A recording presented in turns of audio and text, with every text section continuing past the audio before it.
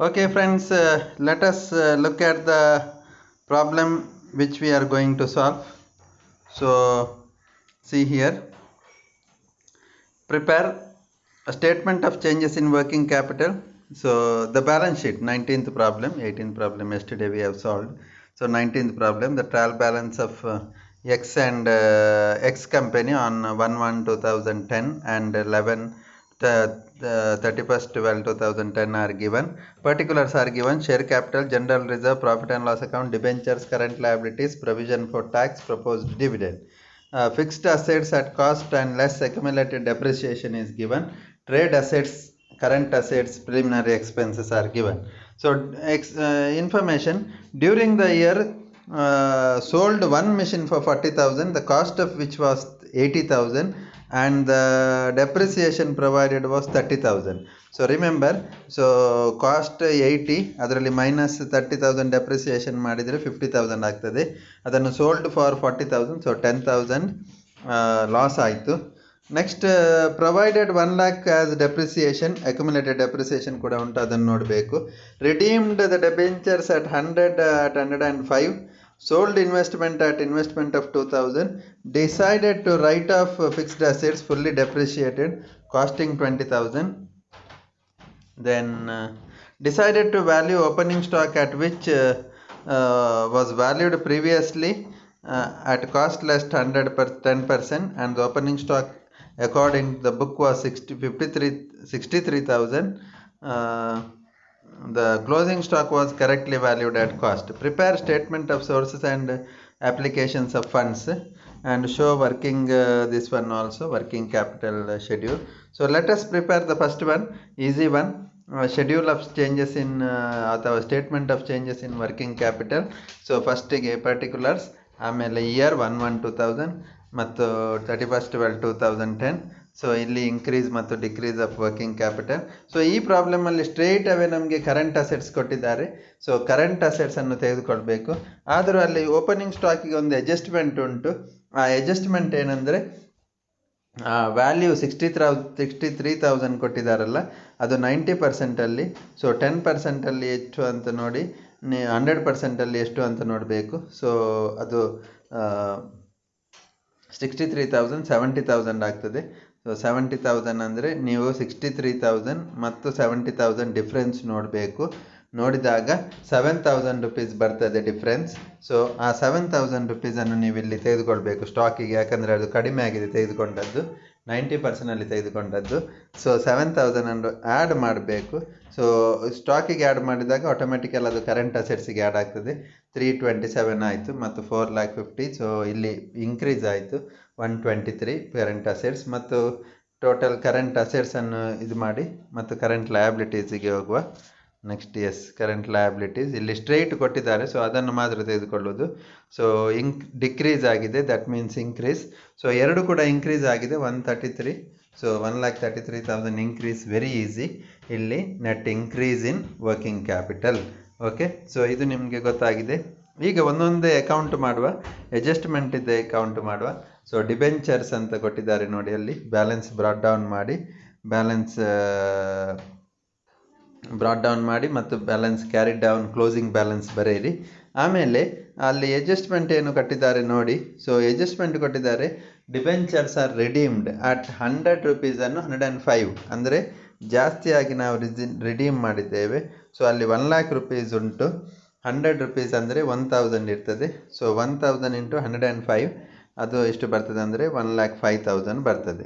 So ಇದರಲ್ಲಿ premium ಸೇರಿದೆ. So 1,05,000 ಆಯಿತು. ಆಮೇಲೆ ಇಲ್ಲಿ ಈಚೆ ಸೈಡ್ ನೀವು ಅದರ premium 5,000 adjustment profit and loss account, ಅಂದರೆ ಆ statement of changes in working capital statement of ಇದು ಉಂಟಲ್ಲ, ಫಂಡ್ಸ್ ಫ್ರಮ್ ಸ್ಟೇಟ್ಮೆಂಟ್, ಅದಕ್ಕೆ ತೆಗೆದುಕೊಳ್ಬೇಕು. ಸೊ ಅಲ್ಲಿ ಪ್ರೀಮಿಯಂ ಆಯಿತು, ಇಲ್ಲಿ ಇದು ಡಿಬೆಂಚರ್ ಅಕೌಂಟ್ ಕ್ಲೋಸ್ ಆಯಿತು. ನೆಕ್ಸ್ಟ್ ಬರುವಂಥದ್ದು ಪ್ರೊವಿಷನ್ ಫಾರ್ ಟ್ಯಾಕ್ಸ್ ಅಕೌಂಟ್. ನಾನು ಮೊನ್ನೆ ಅದರದ್ದು ಆಲ್ರೆಡಿ ಹೇಳಿದ್ದೇನೆ. ಫಸ್ಟ್ ಕ್ಲೋಸಿಂಗ್ ಬ್ಯಾಲೆನ್ಸ್ ಈಚೆ ಸೈಡ್ ಬರೆಯಿರಿ, ಬ್ಯಾಲೆನ್ಸ್ ಬ್ರಾಟ್ ಡೌನ್, ಮತ್ತು ಡೆಬಿಟ್ ಸೈಡಲ್ಲಿ ಬ್ಯಾಲೆನ್ಸ್ ಕ್ಯಾರಿ ಡೌನ್ ಬರೆಯಿರಿ, ಕೆಳಗೆ ಸ್ವಲ್ಪ ಗ್ಯಾಪ್ ಬಿಟ್ಟು. ಮತ್ತು ಅಡ್ಜಸ್ಟ್ಮೆಂಟ್ ಏನಿದೆ ನೋಡುವ ಅದರದ್ದು, ಪ್ರೊವಿಷನ್ ಫಾರ್ ಟ್ಯಾಕ್ಸ್ ಇದು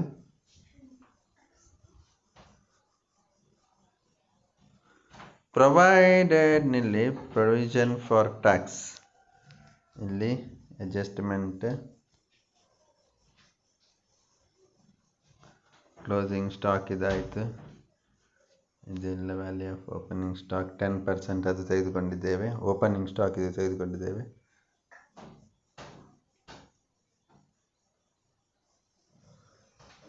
ಓಕೆ, ಪ್ರೊವಿಷನ್ ಫಾರ್ ಟ್ಯಾಕ್ಸ್ 80,000 ಉಂಟು, ಮತ್ತೊಂದು 60,000 ಉಂಟು.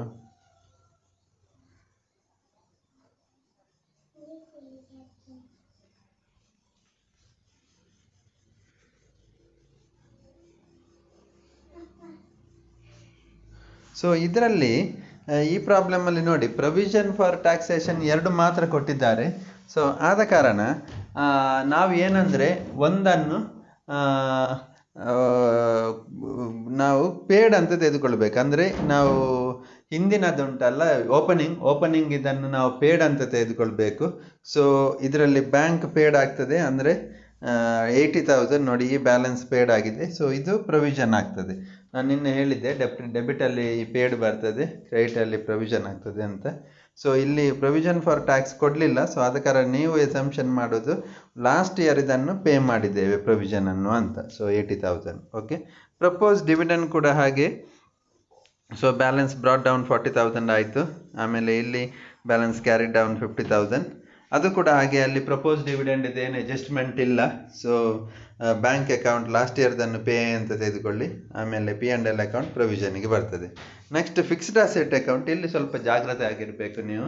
ಫಿಕ್ಸ್ಡ್ ಅಸೆಟ್ಸ್ ಅಕೌಂಟ್ ಅವರು ಹಾಕಿದ್ದಾರೆ ನೋಡಿ. ಬ್ಯಾಲೆನ್ಸ್ ಬ್ರಾಟ್ ಡೌನ್ ಯಾವಾಗಲೂ ಡೆಬಿಟಲ್ಲಿ ಬರ್ತದೆ, 10 lakh ಬರ್ತದೆ. ಆಮೇಲೆ ಇದು ಸೋಲ್ಡ್ ಇದು ಇನ್ಫಾರ್ಮೇಷನ್ ಕೊಡಿರಿ. So it is sold for 40,000, ಅದರ ಡೆಪ್ರಿಸಿಯೇಷನ್ 30,000. ಆಗ ನಾನು ಆಗಲೇ ಹೇಳಿದೆ ಲಾಸ್ 10,000. ಸೊ 10,000 ಬರೆದಿದ್ದೇವೆ. ಮತ್ತು ಅಲ್ಲಿ ಡೆಪ್ರಿಸಿಯೇಷನ್ ಫುಲ್ಲಿ ರಿಟರ್ನ್ ಆಫ್ ಅಂತ ಕೊಟ್ಟಿದ್ದಾರೆ ಲಾಸ್ಟ್ ಅಡ್ಜಸ್ಟ್ಮೆಂಟಲ್ಲಿ, ಲಾಸ್ಟ್ ಬಟ್ 1 ಅಡ್ಜಸ್ಟ್ಮೆಂಟಲ್ಲಿ. ಸೊ ಆ depreciation fully return of depreciation 20,000 ಬರೀಬೇಕು. ಆಮೇಲೆ ಅಕ್ಯುಮುಲೇಟೆಡ್ ಡೆಪ್ರಿಸಿಯೇಷನ್ ಮುಟ್ಲಿಕ್ಕಿಲ್ಲ. ಸೊ ಇಲ್ಲಿ ನಿಮಗೆ ಬರುವಂಥ ಬ್ಯಾಲೆನ್ಸನ್ನು ನಾವು ಬ್ಯಾಂಕ್ ಅಕೌಂಟ್ ಅಂತ ಬರೆದು ಪರ್ಚೇಸ್ ಅಂತ ತೆಗೆದುಕೊಳ್ಬೇಕು. ಸೊ ಇಷ್ಟು ಅಕೌಂಟ್ ಆಯಿತು. ಇನ್ನು ಕ್ಯಾಲ್ಕುಲೇಷನ್ ಆಫ್ ಪ್ರಾಫಿಟ್ ಅನ್ನೋದು ನಾನು ಆಗ ಹೇಳಿದೆ ನಿಮಗೆ. ಅಕ್ಯುಮುಲೇಟೆಡ್ ಡೆಪ್ರಿಸಿಯೇಷನ್ ಅಕೌಂಟ್ ಸಪರೇಟ್ ಕೊಟ್ಟಿದ್ದಾರೆ ಡೆಪ್ರಿಸಿಯೇಷನ್.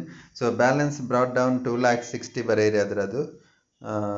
ಆಮೇಲೆ ಬ್ಯಾಲೆನ್ಸ್ ಕ್ಯಾರಿಡ್ ಡೌನ್ 3,10,000 ಅಂತ ಉಂಟು. ಆಮೇಲೆ ಅಲ್ಲಿ ನಾವು ಡೆಪ್ರಿಸಿಯೇಷನ್ ಎಲ್ಲಿ ನಾವು ಹಾಕಿದ್ದೇವೆ ಆಗದು 50,000 ಇದರಲ್ಲಿ ಫಿಕ್ಸ್ಡ್ ಅಸೆಟಲ್ಲಿ 30,000 ಹಾಕಿದ್ದೇವೆ, ಮತ್ತೊಂದು 20,000 ರಿಟರ್ನ್ ಆಫ್ ಹಾಕಿದ್ದೇವೆ. ಅದು ಹಾಕಿ ಬ್ಯಾಲೆನ್ಸ್ ಪ್ರಾಫಿಟ್ ಆ್ಯಂಡ್ ಲಾಸ್ ಅಕೌಂಟಿಗೆ ಸೇರಿಸುವಂಥದ್ದು ಅಥವಾ ಸ್ಟೇಟ್ಮೆಂಟ್ ಆಫ್ ಫಂಡ್ಸ್ ಫ್ರಮ್ ಆಪರೇಷನ್ಗೆ ಸೇರಿಸುವಂಥದ್ದು 1 lakh ಇಲ್ಲಿ.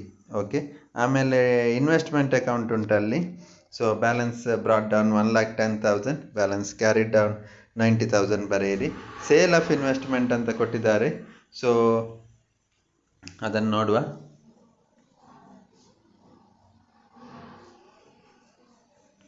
Sold investment at profit of 20,000 ಅಂತ ಕೊಟ್ಟಿದ್ದಾರೆ. ಸೊ ಪ್ರಾಫಿಟ್ ಆಫ್ 20,000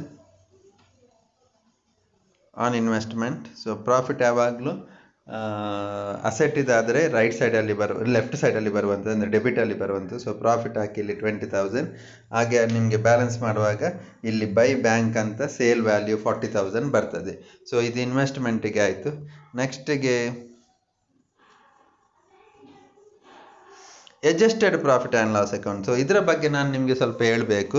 ಯಾಕಂದರೆ we have prepared statement of funds from operation. So ಈ ಫಂಡ್ಸ್ ಫ್ರಮ್ ಆಪರೇಷನ್ಸನ್ನು adjusted profit and loss account ಕೂಡ ಹಾಕಿ ಮಾಡಬಹುದು. ಅದನ್ನು ಯಾವ ರೀತಿ ಅಂತ ಇಲ್ಲಿ ಹೇಳ್ತೇನೆ ನೋಡಿ. So balance brought down profit and loss account ಇದು ಬರೆಯಿರಿ. Opening balance 70,000. ಮತ್ತು ಎಲ್ಲ ನೀವು ಅಲ್ಲಿ ಡೆಬಿಟ್ ಎಲ್ಲ ಮಾಡಿದಿರಲ್ಲ P&L ಅಕೌಂಟ್, ಅದನ್ನೆಲ್ಲ ತೆಗಿಬೇಕು ನೋಡಿ. ಅಲ್ಲಿ ಪ್ರೊವಿಷನ್ ಫಾರ್ ಟ್ಯಾಕ್ಸೇಷನಲ್ಲಿ 60,000 ಉಂಟು, ಪ್ರಪೋಸ್ಡ್ ಡಿವಿಡೆಂಡಲ್ಲಿ 50,000 ಉಂಟು ಪ್ರೊವಿಷನ್. ಸೊ ಅದನ್ನೆಲ್ಲ ತೆಗೆದುಕೊಳ್ಬೇಕು. ಮತ್ತು ಫಿಕ್ಸ್ಡ್ ಅಸೆಟ್ಸ್ ಲಾಸ್ 10,000 ತೆಗೆದುಕೊಳ್ಬೇಕು. ಅಕ್ಯುಮುಲೇಟೆಡ್ ಡೆಪ್ರಿಸಿಯೇಷನ್ ಅಲ್ಲಿ 1 lakh ಉಂಟು ಡೆಪ್ರಿಸಿಯೇಷನ್ ಅಕೌಂಟಲ್ಲಿ. ಜನರಲ್ ರಿಸರ್ವ್ ನೋಡಿ, ಅಲ್ಲಿ ಅದು ನೋಡುವಂಥ ಐಟಮ್ ರಿಸರ್ವ್ ನೀವು. ಸೊ 2,30,000 ಮತ್ತು 1,80,000, ಸೊ 50,000 ಆಯಿತು ಅಲ್ಲಿ. ಆಮೇಲೆ ಎಕ್ಸ್ಪೆನ್ಸಸ್ ರಿಟರ್ನ್ ಆಫ್ ಅಂತ ಉಂಟು 30,000 ಮತ್ತು 20,000, ಸೊ ಅದನ್ನು ತೆಗೆದುಕೊಳ್ಳಿ ಪ್ರಿಲಿಮಿನರಿ ಎಕ್ಸ್ಪೆನ್ಸಸ್. ಮತ್ತು ಇಲ್ಲಿ ಇನ್ವೆಸ್ಟ್ಮೆಂಟ್ ಪ್ರಾಫಿಟ್ ಆಗಿದೆ 20,000 ಮತ್ತು over value of opening stock 70,000 ಆಗಿದೆ, ಅದರಿಂದಾಗಿ ಪ್ರಾಫಿಟ್ ಆಗಿದೆ. ಸೊ ಇಷ್ಟು ಮಾಡಿದಾಗ ನೋಡಿ ಫಂಡ್ಸ್ ಫ್ರಮ್ ಆಪರೇಷನ್ ಬರ್ತದೆ ಮತ್ತು ಬ್ಯಾಲೆನ್ಸನ್ನು ಇಲ್ಲಿ ಕೆಳಗಡೆ ಬರೆಯಿರಿ. ಓಕೆ, ಬ್ಯಾಲೆನ್ಸ್ ಕ್ಯಾರಿಡ್ ಡೌನ್ ಅಂತ. ಸೊ ಆಗ ನಿಮಗೆ ಫಂಡ್ಸ್ ಫ್ರಮ್ ಆಪರೇಷನ್ಸ್ ಬರ್ತದೆ. ಸೊ ಇದು ಫಂಡ್ಸ್ ಫ್ರಮ್ ಆಪರೇಷನ್. ಓಕೆ, ಈ ರೀತಿ ಮೆಥಡಲ್ಲಿ ಕೂಡ ಮಾಡಬಹುದು ನೀವು. ಏನಿಲ್ಲ, ಎಲ್ಲ ತೆಗೆದುಕೊಂಡು ಅಕೌಂಟ್ ಇದು P&L ಅಕೌಂಟ್ ಬರ್ದಿದ್ದೀರಿ, P&L ಅಕೌಂಟ್ ಅಂತ ಎಲ್ಲಿ ಬರ್ದಿರಿ ಅದನ್ನು ತೆಗೆದುಕೊಂಡು ಹೋಗಬೇಕು. ನೆಕ್ಸ್ಟ್ ಬರುವಂಥದ್ದು ಫಂಡ್ಸ್ ಫ್ಲೋ ಸ್ಟೇಟ್ಮೆಂಟ್. ಅದರಲ್ಲಿ ಸೋರ್ಸಸ್ ಆ್ಯಂಡ್ ಅಪ್ಲಿಕೇಶನ್ಸ್ ಬರೀಬೇಕು.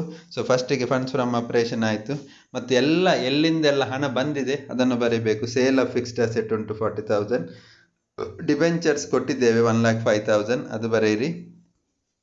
ಮತ್ತು ಪ್ರೊವಿಷನ್ ಫಾರ್ ಟ್ಯಾಕ್ಸ್, ಅದನ್ನು ಟ್ಯಾಕ್ಸ್ ಪೇಡ್ ಉಂಟು ಅದು ಬರೆಯಿರಿ. ಡಿವಿಡೆಂಡ್ ಪೇಡ್ ಉಂಟು ಅದು ಬರೆಯಿರಿ. ಆಮೇಲೆ ಪರ್ಚೇಸ್ ಆಫ್ ಫಿಕ್ಸ್ಡ್ ಅಸೆಟ್ ಉಂಟು ಅದು ಬರೆಯಿರಿ 1,00,000. ಆಮೇಲೆ ಸೇಲ್ ಆಫ್ ಇನ್ವೆಸ್ಟ್ಮೆಂಟ್ ಉಂಟು 40,000 ಅದು ಬರೆಯಿರಿ. ಶೇರ್ ಕ್ಯಾಪಿಟಲಿಗೆ ಹೋಗಿ ಅಲ್ಲಿ ನೋಡಿ, ಎಲ್ಲ ನಾವು ಬ್ಯಾಲೆನ್ಸ್ ಶೀಟ್ ಐಟಮನ್ನು ನೋಡಬೇಕು. ಅಲ್ಲಿ ನೋಡಿ 5,00,000 4,00,000 ಆಗ 1,00,000 ಡಿಫ್ರೆನ್ಸ್ ಬರ್ತದೆ. ಈಗ ಒಮ್ಮೆ ಬ್ಯಾಲೆನ್ಸ್ ಶೀಟ್ ನೋಡುವ, ಏನಾದರೂ ಐಟಮ್ ಆ್ಯಸ್ ಲೆಫ್ಟ್ ಅಂತ ಬ್ಯಾಲೆನ್ಸ್ ಶೀಟ್ ಅಂದರೆ ಪ್ರಾಬ್ಲಮ್. ನೋಡಿ, ಶೇರ್ ಕ್ಯಾಪಿಟಲ್ ಇಲ್ಲಿ 4,00,000 5,00,000, ಸೊ 1,00,000 ಬರೆದಿದ್ದೇವೆ ಅಲ್ಲಿ. ಜನರಲ್ ರಿಸರ್ವನ್ನು P&L ಅಕೌಂಟಿಗೆ ಟ್ರಾನ್ಸ್ಫರ್ ಮಾಡಿದ್ದೇವೆ. ಪ್ರಾಫಿಟ್ ಆ್ಯಂಡ್ ಲಾಸ್ ಅಕೌಂಟನ್ನು P&L ಅಕೌಂಟಲ್ಲಿ ಬರೆದಿದ್ದೇವೆ. ಡಿಬೆಂಚರ್ಸನ್ನು ಅಕೌಂಟ್ ಮಾಡಿದ್ದೇವೆ, ಸೊ ನೋಡಲಿಕ್ಕಿಲ್ಲ. ಕರೆಂಟ್ ಲಯಬಿಲಿಟಿ ಅಕೌಂಟ್ ಮಾಡಿದ್ದೇವೆ. ಪ್ರೊವಿಷನ್ ಫಾರ್ ಟ್ಯಾಕ್ಸ್ ಅಕೌಂಟ್ ಮಾಡಿದ್ದೇವೆ. ಪ್ರಪೋಸ್ ಡಿವಿಡೆಂಡ್ ಅಕೌಂಟ್ ಮಾಡಿದ್ದೇವೆ. ಫಿಕ್ಸ್ಡ್ ಅಸೆಟ್ಸ್ ಅಕೌಂಟ್ ಮಾಡಿದ್ದೇವೆ. Accumulated depreciation V have prepared an account. Trade investment account ಮಾಡಿದ್ದೇವೆ. ಕರೆಂಟ್ ಅಸೆಟ್ಸ್ ತೆಗೆದುಕೊಂಡಿದ್ದೇವೆ. ಪ್ರಿಲಿಮಿನರಿ ಎಕ್ಸ್ಪೆನ್ಸಸ್ 30-20 ತೆಗೆದುಕೊಂಡಿದ್ದೇವೆ.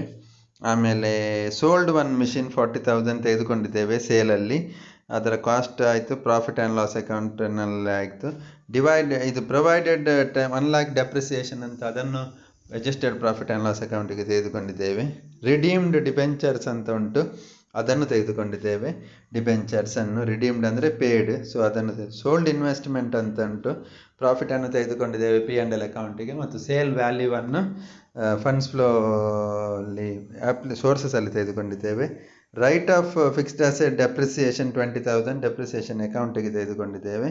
ಓಪನಿಂಗ್ ಸ್ಟಾಕಿದ ಅಡ್ಜಸ್ಟ್ಮೆಂಟ್ ನಾವು ಮಾಡಿದ್ದೇವೆ. ಸೊ ಈ ರೀತಿ ನಾವು ಫಂಡ್ಸ್ ಫ್ಲೋ ಸ್ಟೇಟ್ಮೆಂಟನ್ನು ಮಾಡಿದ್ದೇವೆ. ಸೊ ನಮಗೆ ಲಾಸ್ಟಿಗೆ 133 ಬ್ಯಾಲೆನ್ಸ್ ಬರ್ತದೆ. ಅದು ವರ್ಕಿಂಗ್ ಕ್ಯಾಪಿಟಲ್ನ ಬ್ಯಾಲೆನ್ಸಿಗೆ ಈಕ್ವಲ್ ಇರಬೇಕು. ಸೊ ವರ್ಕಿಂಗ್ ಕ್ಯಾಪಿಟಲ್ನ ಬ್ಯಾಲೆನ್ಸಿಗೆ ಈಕ್ವಲ್ ಇರಬೇಕು. ಇನ್ಕ್ರೀಸ್ ಇನ್ ವರ್ಕಿಂಗ್ ಕ್ಯಾಪಿಟಲ್ ಇಲ್ಲಿ ಬರಬೇಕು. So this is how we have prepared second funds flow statement. Okay, so we will have a discussion of this in the online class. Thank you.